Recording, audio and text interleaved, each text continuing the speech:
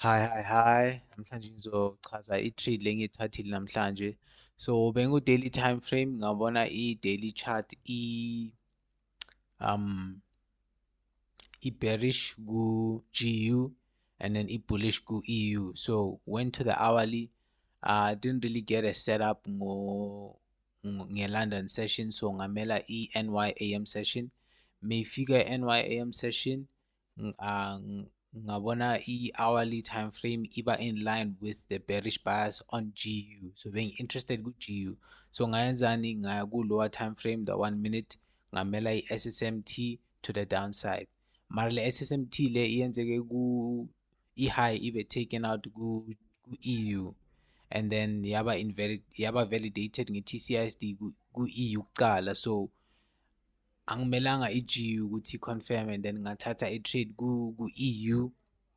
So and then nakhona ngipositionanga kahle, like i-position sizing yami, I was supposed to put i-5.2 pip stop loss, mara ngabeka i-3.2. So ngithe nginale trade, i-price ya-retrace kancane phezulu, prematurely stopped out, and then went a little bit ku-stop, and then went down, and then bizoshaya i-take profit vele.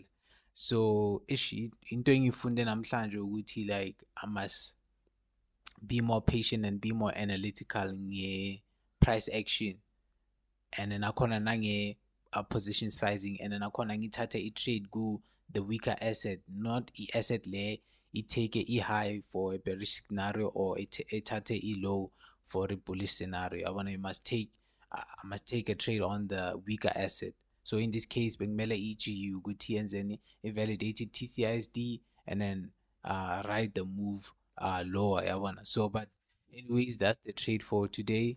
Ngibonga isikhathi sakho leso sithathile ukubuka le video mamele.